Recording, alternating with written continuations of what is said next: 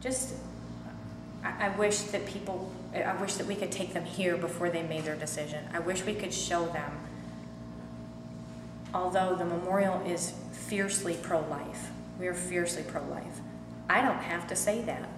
The wall speaks for itself. So we see people coming from all over the country, all over the world really, but they'll fly in. It's that important to them that they're here when their plate is placed on the wall. They can't all make it, but if they can and they want to, I'll hold their plate for them until we can plan a service, and we walk them through that whole healing process. We connect them with a post-abortion counselor in their area, anywhere in the world. We can connect them, and if there's not anything local, we'll do it online. If they can't do it online, I have a grief counselor here that has agreed to do Skype sessions or over the phone sessions with anyone, anywhere, anytime. You can't deny their heartbreak. You can't deny the far-reaching effects of abortion, that it's not just the mom, it's the dad, it's the parents, it's the friends, it's the friend that took their friend from college because they thought they were doing the right thing. It's, you change the dynamics of an entire family. I love, as much as you can, it would be so hard for me to pour my heart into a 3-line plate. Boy, they find ways to do it, and it just gets you. It just gets you. They pour their heart and soul into just 3 lines to be able to explain the depth of their love for their child. Watch their face from going to this fear and brokenheartedness to the time that the memorial service is through and we do their final balloon release. Their whole countenance changes. Everything changes. They feel proud. Their child is acknowledged. Their child has dignity. They have honor now, and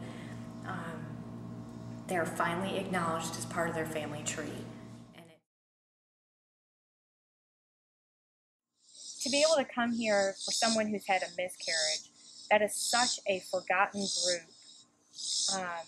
Oftentimes the clients, when they come, they were so early on in their pregnancies, and it's devastating. It's devastating, and it's almost something that we're taught to gloss over. That, you know, boy, that was sad, I hate that for you. But they're not really acknowledged as, you just lost a child. You just lost a child that was part of your family. And to be able to work with a couple and walk them through that grief is such a privilege. It's such a vulnerable place, and for them to be able to find somewhere that they can come and feel safe and trust us with that vulnerable place, that's an honor. It's not a secret that several abortions, those that have experienced abortions, several of them have had physical complications from that have resulted in miscarriages afterwards. And so we do see that. We offer brick pavers, and they can come, same thing with the wall. They can come, we'll place the bricks anywhere they want. We walk them through grief counseling. It's obviously going to be different than a post-abortion counseling. This is more like just specific to grief and loss of a child. And we'll walk them through that. We have the memorial service for them, and of course they can come here anytime. So they'll come in and we'll have prayer together. We'll read the scriptures that they choose. We play music for them and different songs that they've chosen. One of my favorite parts of the memorial service is we also offer a certificate of life, which is similar to a birth certificate. And the way that that certificate reads is beautiful. It talks about how that child has the same capacity to be loved as all other human beings, that they have the same inherent value that you and I have, that they are a part of that family, that they matter. And so we'll take that certificate, we call them forward, and we read it to them with their child's name on it and their name. We present it to them, and they witness and sign. Either we'll place their brick at that time, or we'll place their plate on the wall. So let's say that it was a couple that feels like they lost a little boy and a little girl.